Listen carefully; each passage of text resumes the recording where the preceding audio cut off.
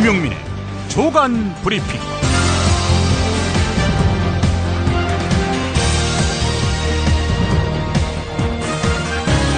2016년 2월 18일 목요일입니다. 조선일보 이선민 선임기자의 칼럼 과거와 대화하느라 현재를 외면한 신영복 교수에는 이런 내용이 있습니다. 신영복 교수는 1960년대 젊은 경제학도였던 때 한국을 식민지로 생각했다. 그런데 신영복 교수가 감옥에서 보낸 세월 한국 사회는 조국 근대화와 민족 중흥에 매진했다. 하지만 과거와 대화하며 사색과 성찰에 몰두한 그는 현재의 행동을 통해 미래를 만들어간 시대의 흐름에서 비켜나 있었다. 그래서인지 그의 역사인식은 기묘한 비역사성을 보인다. 그는 인터뷰를 통해서 거듭 인조반정 이후 지배층은 한 번도 바뀌지 않았다. 조선 후기와 일제강점기는 물론이고 지금까지도 서인, 노론에서 이어지는 보수 세력이 권력을 장악하고 있다라고 주장했다. 그는 한국이 격동의 20세기를 거치면서 주도층의 전면 개편이 이루어졌다는 역사적 사실을 끝까지 인식하지 못했다. 그는 근대를 향한 한국인의 치열한 쓰디쓴 투쟁을 외면했고 여전히 진행 중인 한국 사회의 근대적 과제에 대해서는 아무 말을 하지 않았다. 전 세계가 통과한 근대를 건너뛰거나 우회하려던 그의 시도가 공허하게만 느껴진다. 왜 신영복은 성장에 대해서 아무 말도 하지 않느냐, 이런 이야기인 것 같습니다. 이선민 선임기자의 식민지가 아니라는 주장, 자 그렇다면 미국, 일본에 기대서 중국에게 휘둘리는 우리의 현실은 무엇으로 설명할 수 있을지.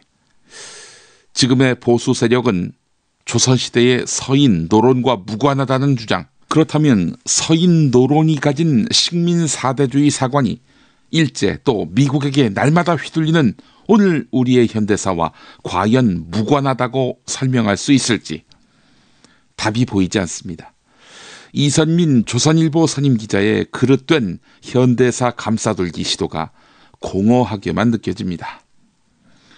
이제 오늘 주요 조간신문 기사 추려보겠습니다. 재외국민 선거를 위한 투표소 추가 설치를 협의했는데 중국 정부가 협의 대상국 중 유일하게 우리만 불허한 것으로 확인됐다고 합니다. 이 같은 조치에 대해서 일각에서는 최근 우리나라에 대한 중국의 불편한 심리가 작용한 것 아니냐, 이런 관측이 나온다고 합니다. 서울신문 보도였습니다. 한국과 미국이 중국, 러시아의 무력 시위에 대비해서 한미 공동작전 기획팀을 만들어 운용하고 있다고 군 당국자가 말했습니다. 또 다른 군 관계자는 다음 달 7일 키 리졸브를 시작으로 해서 독수리 연습, 쌍용 훈련에 사상 최대 규모의 미국 전략무기가 선보일 예정이라면서 그럴 경우 중국과 러시아의 항공모함, 전투기가 우리 영공이나 영해로 접근하거나 가로지르는 상황이 발생할 수 있다, 이렇게 예견했습니다. 우리나라 투자시장에서 외국 돈 빠져나가는 소리가 벌써부터 들립니다. 중앙일보 기사였습니다. 북한이 개성공단 자금의 70%를 대량 살상무기 개발에 몰래 갖다 쓰기 어렵다는 대북 사업가의 주장이 제기됐습니다. 송용등 로바나 무역 대표는 한국일보와 가진 전화 인터뷰에서 개성공단 근로자들은 급여 중 30%가량은 세금 명목으로 개성시에 떼주고 나머지 70%는 달러가 아닌 상품권으로 받는데 이 상품권은 쌀, 기름, 옷, 신발 등 생필품 구입에 대부분 쓰인다, 이렇게 말했다고 합니다. 노동자 돈을 갈취해서 핵개발, 미사일 개발에 쓴다는 것이 아닙니다. 사드 배치 문제로 한중 관계가 빠르게 퇴보하면서 이 중국이 우리에 대해서 경제적 제재를 가할 가능성이 있지 않겠는가, 이런 우려가 퍼지고 있습니다. 일단 중국 경제 전문가들은 중국이 정경분리 원칙을 지킬 것이라고 전망하고 있는데요. 하지만 중국에서 활동하는 기업인들은 중국이 유무형의 수단을 통해서 티나지 않는 제재를 가할 가능성이 있다. 이런 불안감을 표시하고 있다고 합니다. 단둥 등 북중 접경 지역에서 북한 무역을 하고 있는 사람들도 좌불안석이다. 중국인들은 국익이나 애국이라는 문제가 걸리면 무섭게 돌변한다. 라고 우려했습니다. 한겨레 보도였습니다. 동아일보 칼럼은 북한이 핵무기를 개발했으니 우리 역시 핵무장을 해야 하는가? 상대편이 정신병자 같은 태도를 보인다고 우리도 똑같은 대응을 하는 것은 미련한 일이다. 북한이 핵을 사용하지 못하도록 눌러버려야 하겠지만 너무나 위험하고 잃을 것이 많은 핵무장은 길이 아닌 것 같다. 수십 년 전의 낡은 냉전시대 방식으로 대처해서는 안 된다. 이러면서 반대했습니다. 조선일보, 새누리당을 겨냥한 것 같습니다. 이상돈 중앙대 명예교수를 공동선거대책위원장으로 영입한 국민의당 안철수 공동대표가 정동영 전 의원을 찾아가서 입당을 설득할 것으로 알려졌습니다. 그러나 정동영 전 의원 어제 전주의 한 강연에서 개성공단 폐쇄와 한반도 사드 배치에 대해서 야당이 무기력한 대응을 하고 있다. 정치를 시작한다면 아무도 외치지 않는 개성공단 부활을 위해 나설 것이다. 이렇게 말했습니다. 독자 세력화를 공언한 것입니다. 대형마트 비정규직 노동자들의 노동조합 활동을 다룬 드라마 송곳을 학생들에게 보여주었다는 이유로 교사에게 서면 경고를 한 뒤 이를 사유로 해서 교사들을 재단 내에 다른 학교로 강제 전보한 것으로 알려져 논란이 되고 있습니다. 조선일보 사설입니다.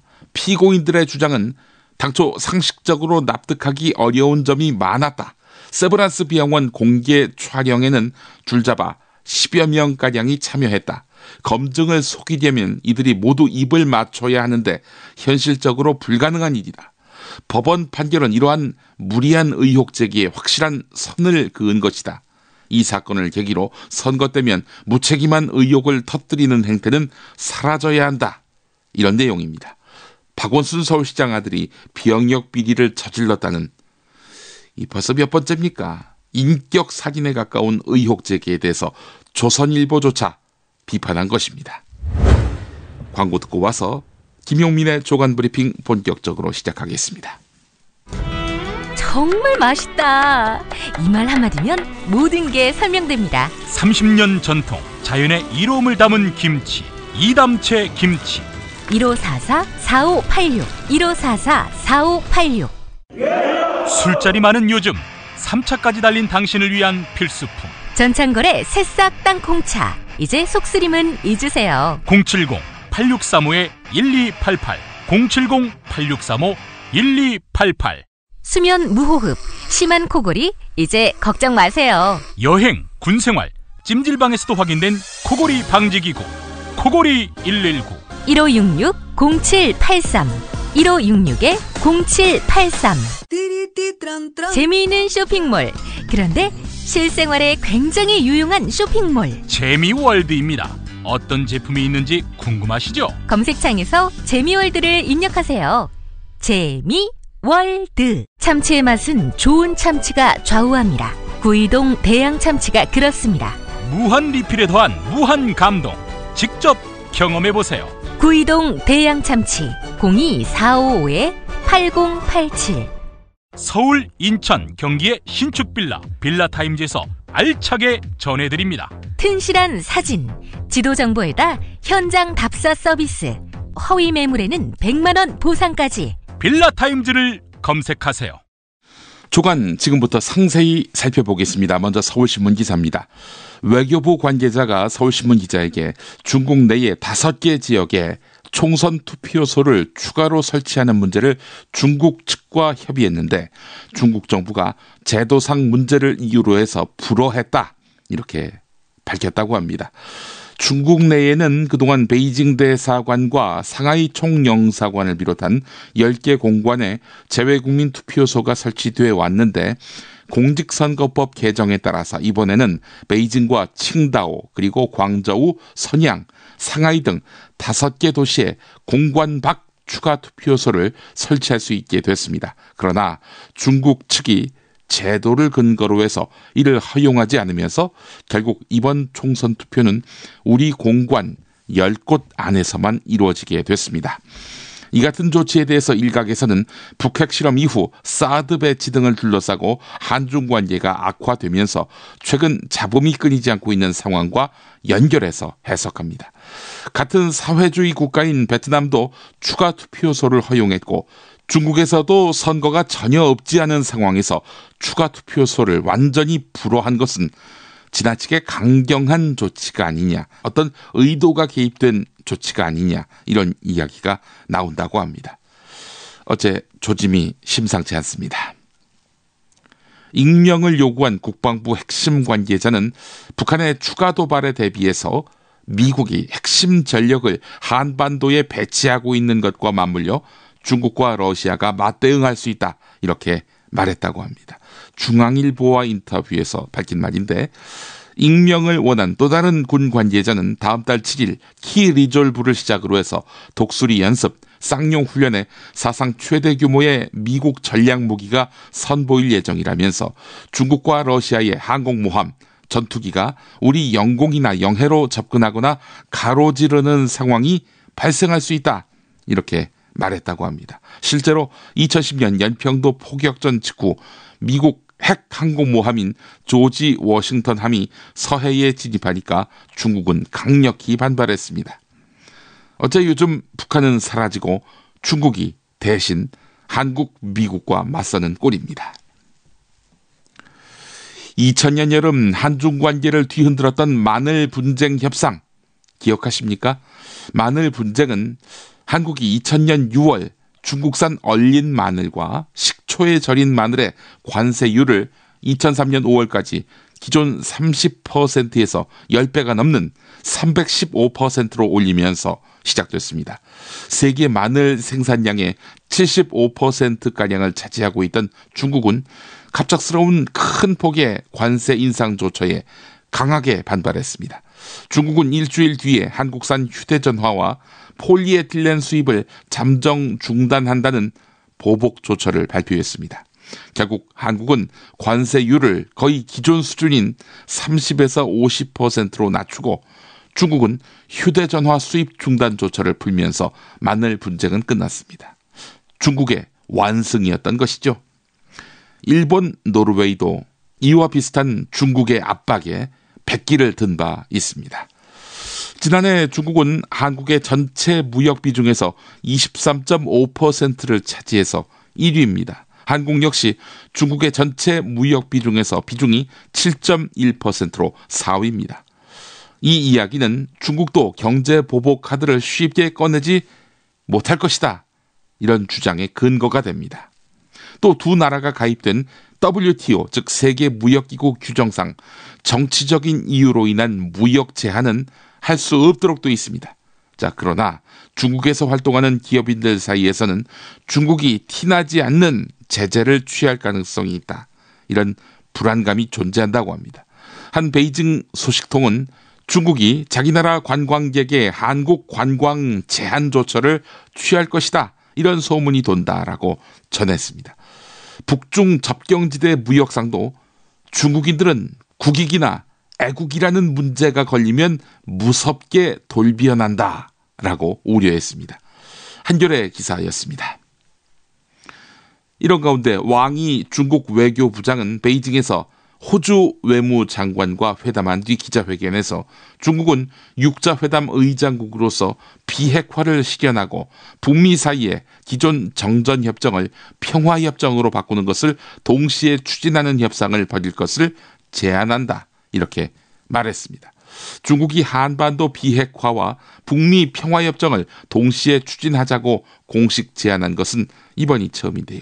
왕이 부장은 지금 세상에서 갈등이 큰 문제는 모두 압박이나 제재만으로는 근본적으로 해결할 수 없으며 군사적 수단은 엄중한 결과를 초래하는 탓에 더더욱 사용해서는 안 된다, 이렇게 밝혔다고 합니다.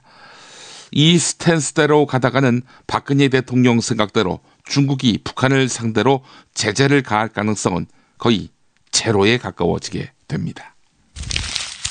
한국과 미국이 이번 주쯤에 사드 배치를 위한 공동 실무단을 꾸리기로 하는 등 속도를 내면서 사드 배치 후보지로 거론되는 강원도 원주 지역의 사회단체가 반발하고 나섰습니다. 원주 시민단체 회원들은 원주를 사드 배치 후보지에서 완전히 배제하지 않으면 30만 원주 시민과 함께 강력하게 대응하겠다 이렇게 밝혔습니다. 사드 배치 문제는 이번 원주 지역 총선 등 정치권으로도 불길이 번지고 있는데요. 원주갑 선거구에 예비 후보 등록을 한 더불어민주당 권성중 후보는 이번 총선에 출마하는 모든 후보는 사드 원주 배치 반대를 위해 연대할 필요가 있다. 빠른 시일 내에 만나서 공동 보도문을 함께 발표하자 이렇게 공개 제안했습니다. 현재 원주 국회의원 전원은 새누리당인데 이 새누리당 후보들의 반응 궁금해집니다. 이 같은 내용은 한겨레에 실렸습니다. 한국일보 보겠습니다. 홍영표 통일부 장관이 개성공단 임금의 70%가 조선노동당 서기실과 39호실에 상납되고 있다 이렇게 말했다가 뒤집었지요. 그런데 박근혜 대통령 이튿날 우리가 지급한 달러 대부분이 노동당 지도부에 전달되고 있다 이렇게 말했습니다.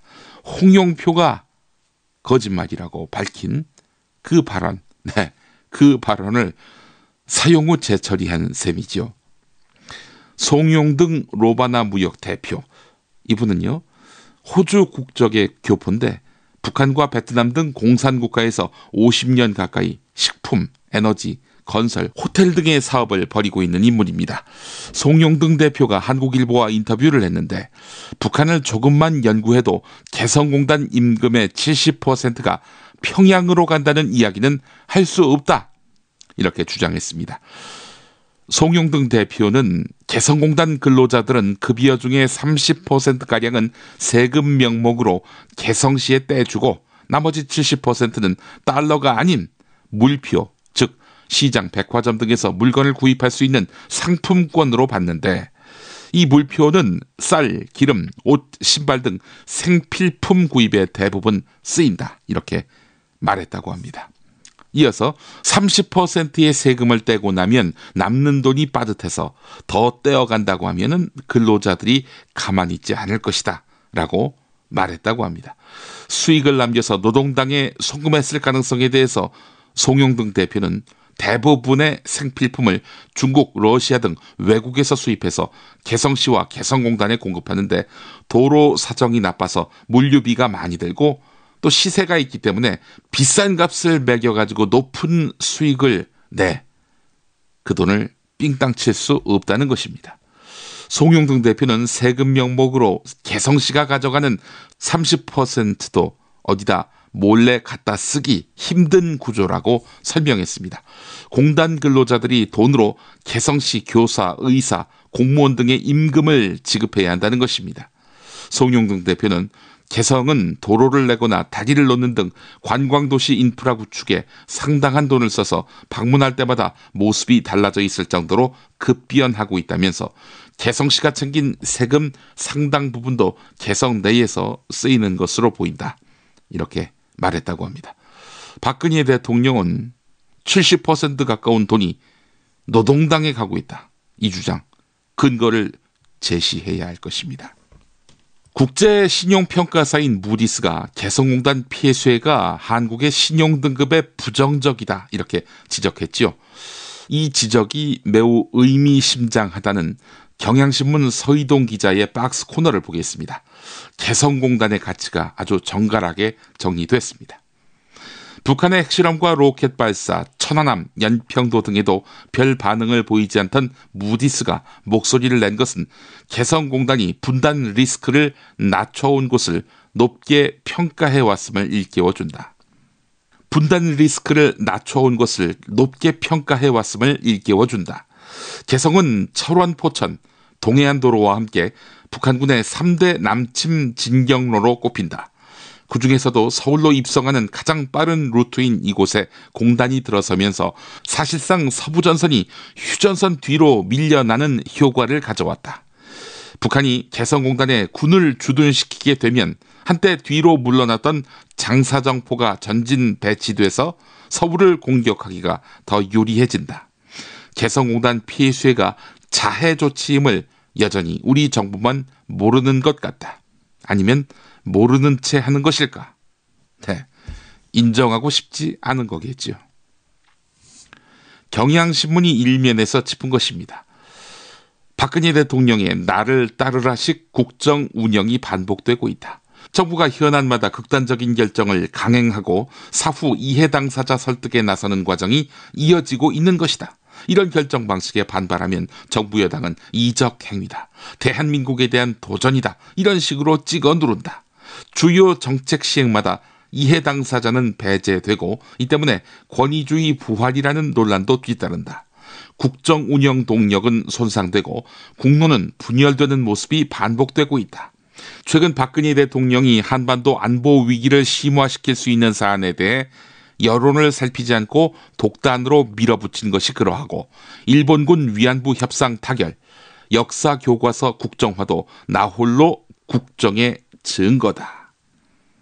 네, 우리가 우리 모두의 비판적 이성과 실천적 이성을 몽땅 떼어다가 말 바꾸기, 남 탓하기로 일관하는 그런 우매한 지도자에게 몰아줘도 되는지 자성해 볼 필요가 있을 것 같습니다. 다음 소식입니다. 박근혜 대통령이 주재한 제9차 무역투자진흥회 관련 소식입니다. 경향신문 기사인데요. 현재 보건소 등이 맡고 있는 개인 건강관리 영역에 민간 자본이 진출할 수 있도록 올 3분기에 건강관리 서비스 가이드라인을 만들겠다. 이렇게 박 대통령이 밝혔다고 합니다. 민간 기업도 의료기관의 진단, 처방을 토대로 한 사후관리, 스마트 기기를 활용한 개인의 생활습관 정보 축적, 그리고 전송 등을 할 수 있도록 한 것입니다. 시민사회단체는 건강보험 제도 내에서 이루어져야 할 건강관리 서비스를 사실상 민영화하고 기업이 판매할 수 있는 서비스 범위도 법령이 아닌 가이드라인으로 정하려는 것이라면서 반발하고 있는데요. 이게 바로 그 유명한 의료 민영화라 하겠습니다.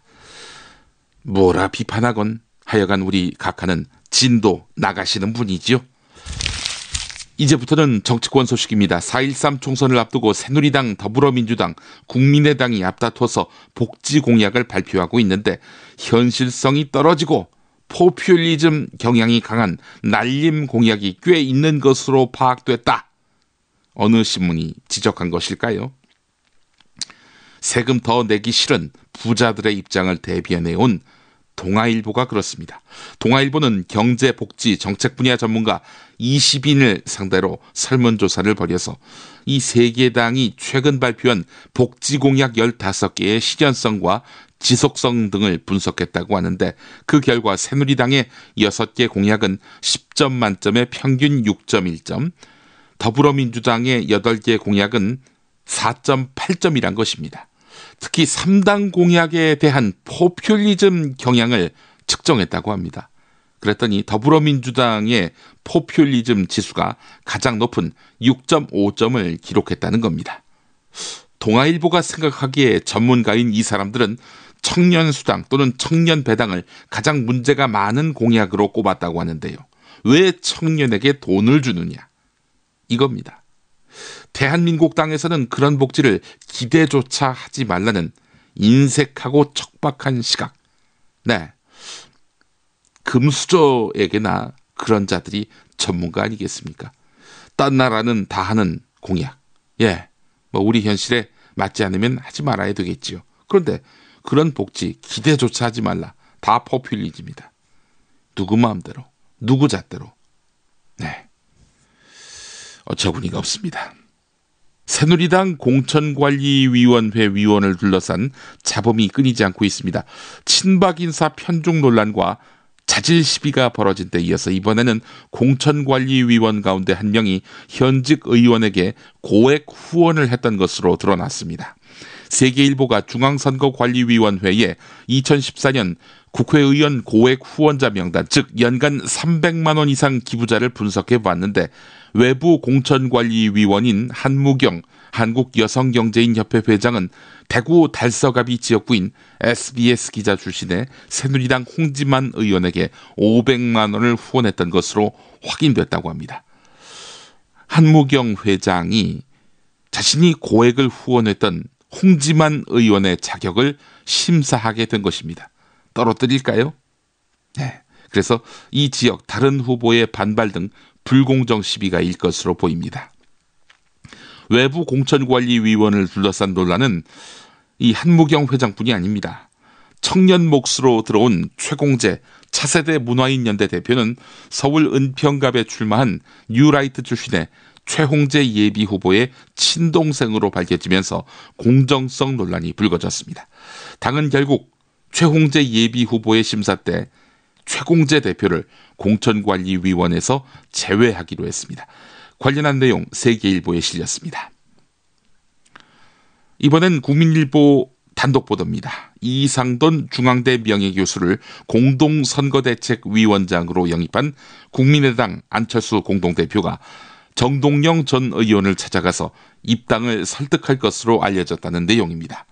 정동영 전 의원, 그런데 어제 전주에서 했던 강연에서 개성공단 폐쇄와 한반도 사드 배치에 대해서 야당이 무기력한 대응을 하고 있다.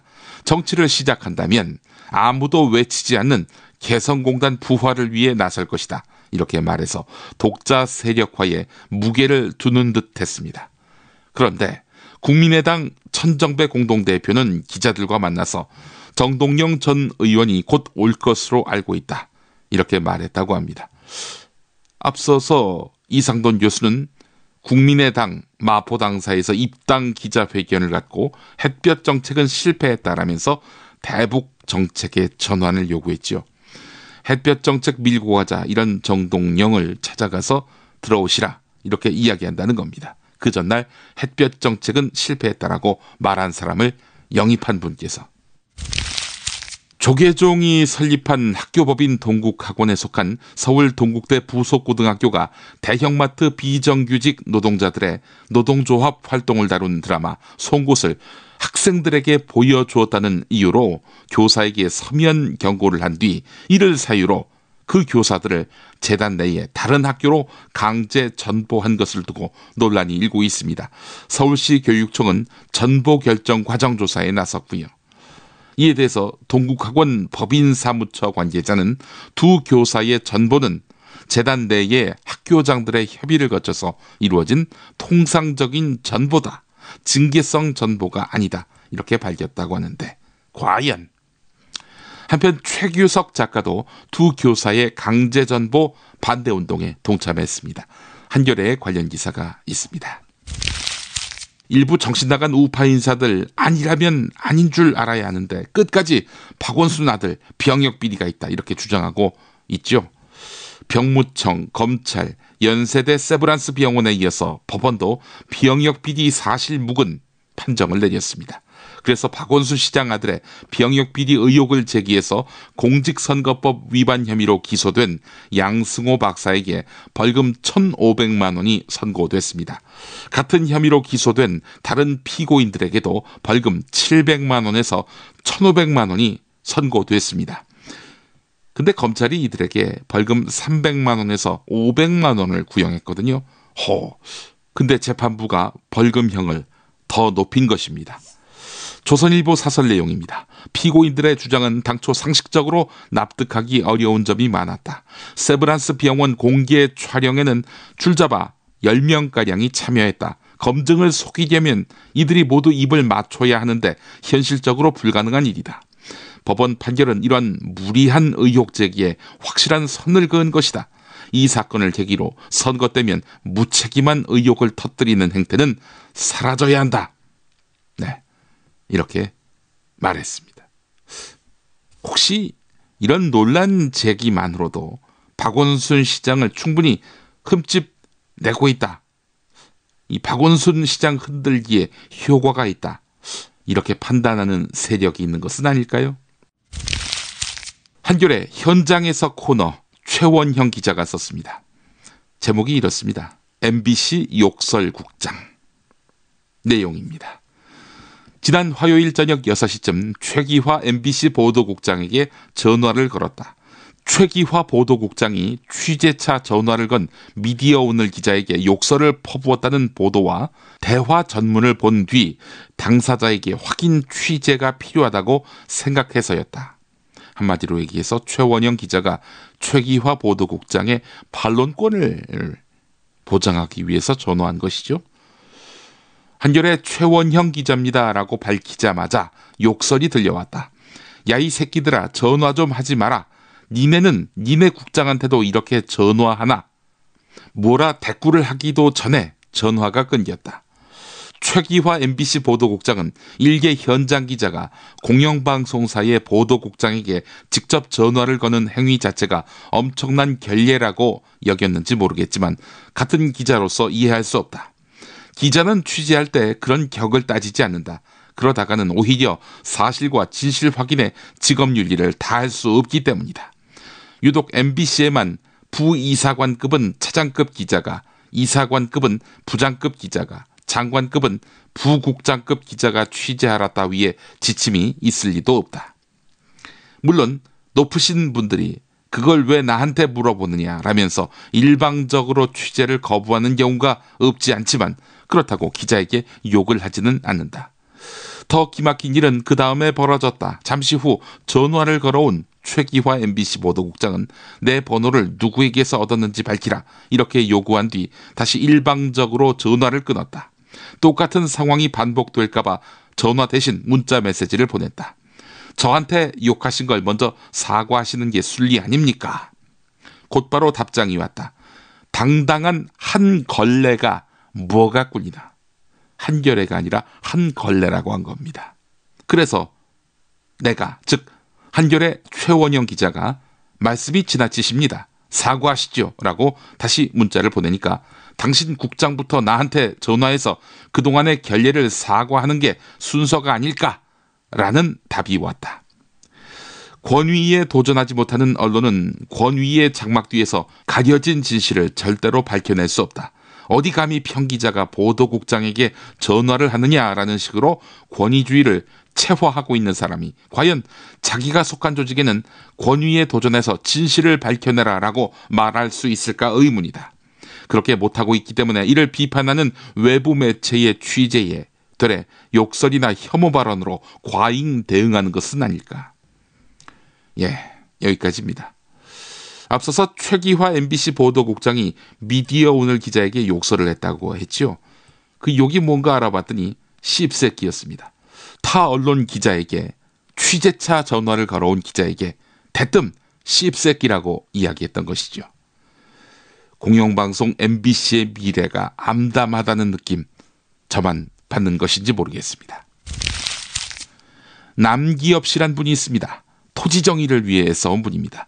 토지가 개인의 소유물이 돼서는 안 되고 우리 사회 공유 자산이 돼야 한다. 이렇게 논리를 펴온 주인공인데요. 자, 이분은 지난해 9월 경기도 수원시의 한 아파트 단지 동대표 회장에 선출됐습니다. 그런데 석 달 만에 해임 투표에 내몰렸습니다. 그러다가 주민들의 반대표 덕분에 해임 위기를 넘겼는데요. 무엇이 그를 해임의 나락으로 몰았을까? 동대표 회장 남기엽 씨가 제일 먼저 한 일은 10월부터 매달 한 번씩 열리는 입주자 대표회의 회의 내용을 빠짐없이 아파트 홈페이지에 공개한 것이었습니다. 관리소장에게는 매일매일 전자우편으로 일일 아파트 업무도 보고받았습니다. 하지만 3개월 뒤인 지난해 12월 입주자 대표회의 일부 임원 등이 남기엽 씨에 대한 해임 발의를 합니다. 딴 건으로 트집 잡은 것인데요. 투표는 지난 12일에 진행됐습니다. 해임 반대 213명, 찬성 176명으로 동대표 신분을 유지했지만 이번에는 아파트 단지 선거관리위원회가 투표 결과를 고시하지 않았습니다. 해임 투표 전 1인 시위까지 나섰던 남기엽 씨는 국토교통부 조사에서 상당수의 전임 동대표들이 입주민 관리비 2천여만 원을 흥청망청 쓴 사실이 드러나니까 이를 뭉개고 가고 싶었던 게 나를 해임하려는 진짜 이유로 본다라면서 주민들이 해임 위기에서 저를 지켜주었다. 끝까지 투명한 아파트에 대한 주민들의 바람을 지키겠다 이렇게 말했다고 합니다. 남기 없이 힘내시라 이런 말을 하고 싶네요. 살다 보면 꽃 주문할 일이 생깁니다. 1566-0263 네이버에서 검색된 사이트보다 최대 2만 원 싸게 해드립니다. 좋은 사람과 플라워 1566-0263 잊지 마세요. 전국 방방곡곡 최고의 먹을거리를 모았습니다. 여기저기 가지 마세요.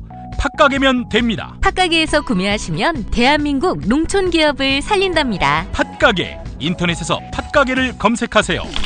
팥가게. 한우 사고를 집어넣고 24시간 팔팔 끓인 곰탕, 연지연 곰탕. 어린이부터 노인까지 누구나 좋아하는 건강식 연지연 곰탕. 택배로 신청하시려면 010-7252-1114.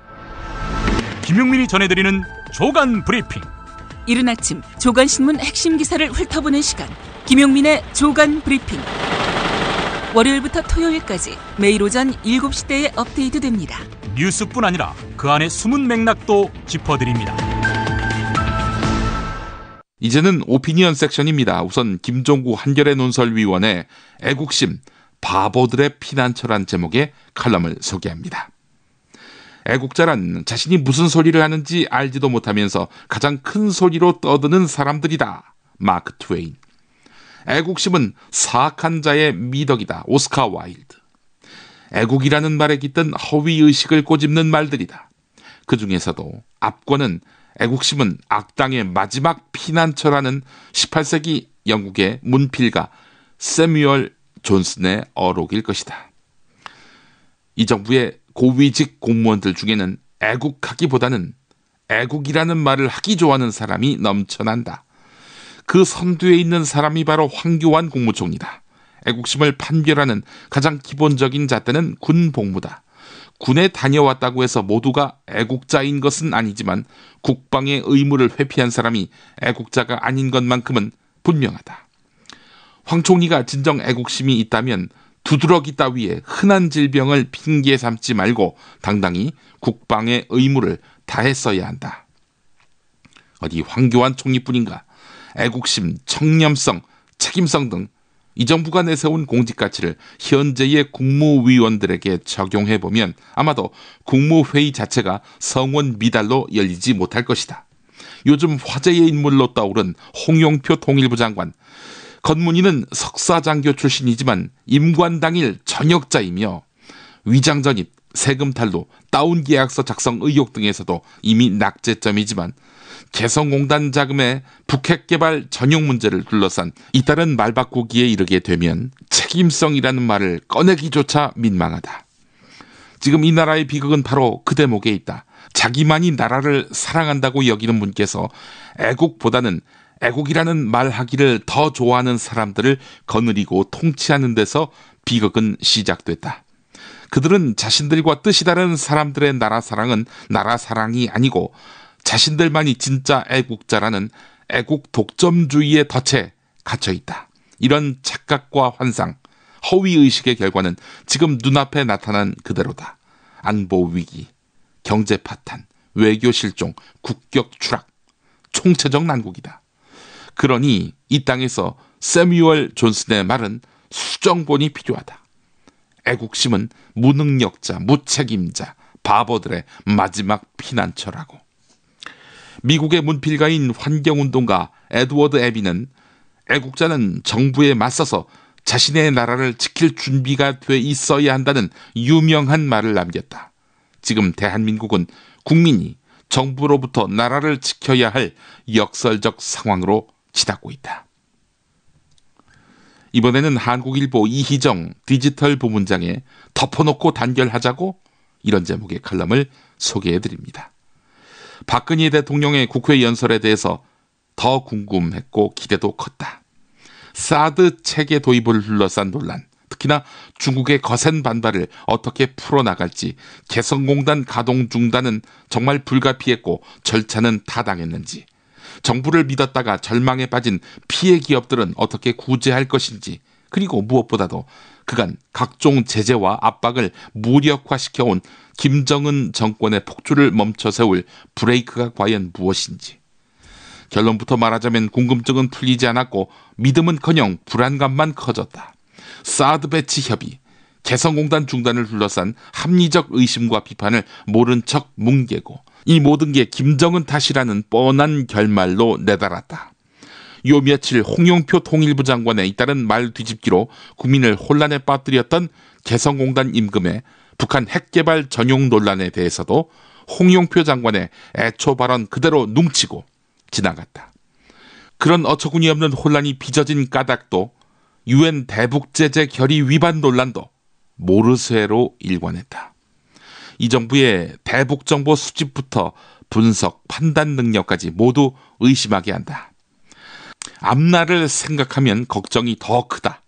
북한의 체제 붕괴까지 언급하면서 강경일변도의 대북정책으로 대전환을 하겠다 이렇게 선언했지만 분노와 단호함을 뒷받침할 세밀한 전략은 내놓지 못했다. 더구나 국제사회 공조에 기반한 대북 제재와 압박이 유일한 해법이라면 중국의 역할이 더없이 클 텐데 섣부른 사드 배치 결정으로 긴장을 고조시켜놓고 중국, 러시아와의 연대도 계속 중시해 나간다는 한마디 언급에 그쳤다. 불과 5개월여 전 중국의 전승절 기념 열병식에 참석한 박근혜 대통령은 시진핑 중국 국가주석과 천안문 성루에 나란히 올라서서 도대체 무슨 생각을 했었던 것인지 궁금할 따름이다. 국민의 단결을 호소한 대목에서는 섬뜩함마저 느껴진다. 북한이 남남 갈등을 조장하고 우리의 국론을 분열시키기 위한 선동을 강화할 수도 있다는 등 이어진 말들은 청와대와 여당의 눈에 국론 분열로 비칠 만한 갈등이라면 북한의 선동에 동조했다는 혐의를 씌울 수도 있다는 엄포로 들리기도 한다. 국민이 알아야 할 사실을 왜곡하거나 감추고 합리적 의심과 비판, 논쟁을 죄악시하는 사회에서 단합을 위한 믿음이 싹틀 리 없다. 덮어놓고 단결. 이래서는 모두가 그토록 바라는 한반도의 평화와 번영으로 나아갈 수 없다. 박근혜 대통령이 지금 귀 기울여야 할 것은 콘크리트 지지층의 대동단결 함성이 아니라 비판자들의 따끔한 지적, 그리고 알아야 할 것을 알고 싶어하는 평범한 국민들이 던지는 질문이다. 네, 이런 내용이었습니다.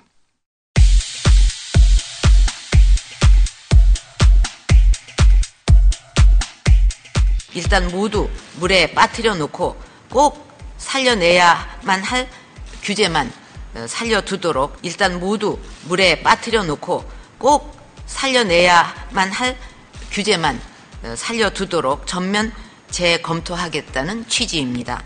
여러분은 박근혜 대통령의 이 말을 어떻게 생각하시나요?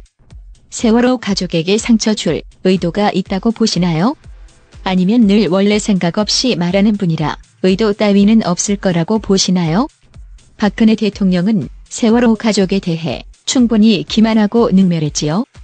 박 대통령이 세월호 가족에게 소개말을 한다면 이렇게 하지 않을까요? 다음 발언은 편집한 것입니다. 이번 사고에 제대로 대처하지 못한 최종 책임은 유가족 여러분께 있습니다. 그리고 아직 10분의 실종자를 찾지 못하고 있는데, 이제 세월호 이 유족분들은 포기하기 바랍니다. 실종자들을 가족의 품으로 돌려보낼 수 없습니다. 이번 세월호 침몰 사고는 대통령인 저에게 졸라 많은 상처를 남겨주었습니다. 그래서 고심 끝에 대한민국을 해체하기로 결론을 내렸습니다. 대통령인 저에게 깊은 위로의 말씀을 드립니다. 유가족들의 불법 집단 행동을 완전히 뿌리 뽑아서 다시는 이런 국가기관과 사회 안전을 흔드는 불법과 무질서를 대한민국에 발붙이지 못하도록 만들 것입니다. 앞으로 경찰은 세월호 유족의 도발 가능성을 사전에 차단하고 예상치 못한 도발이 있더라도 반드시 싸워 이길 수 있도록 항상 준비하고 졸라 철통같이 방비하기 바랍니다. 이제 세월호 이 유족 분들은 항상 졸라 배가 고파야 된다 하는 이제 그런 거는 졸라 당연한 이치일 것입니다. 그러니까 자기의 어떤 개인적인 그 영리를 그 욕심을 달성하기 위해서 세월호 사고로 그 뭔가 어부지리를 노리는 적폐를 해소하는 일도 흔들림 없이 추진할 것입니다. 지금 정부가 추진하고 있는 비정상의 정상화 개혁을 반드시 이루어내서 안전 감독 업무, 이권이 개입할 소지가 많은 인허가 규제 업무, 그리고 조달 업무와 직결되는 공직 유관단체 기관장과 감사직에는 신박 그분들이 졸라 우대를 받는 문화를 만들겠습니다.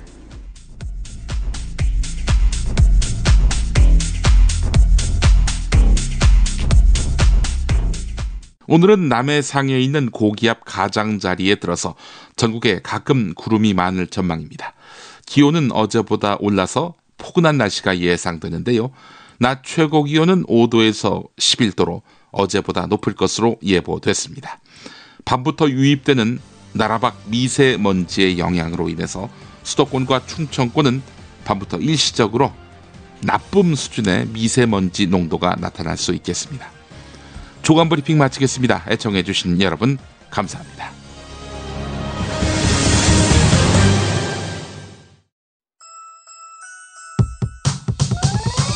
이번 방송 괜찮았나요? 작별의 여운 이렇게 표시해주세요. 다운로드하기, 댓글 달기, 구독하기, 별점 주기. 더 좋은 방송 만들어달라는 약속 이렇게 응원해주세요. 다운로드하기, 댓글 달기, 구독하기, 별점 주기. 기억하셨죠? 다운로드하기, 댓글 달기, 구독하기, 별점 주기.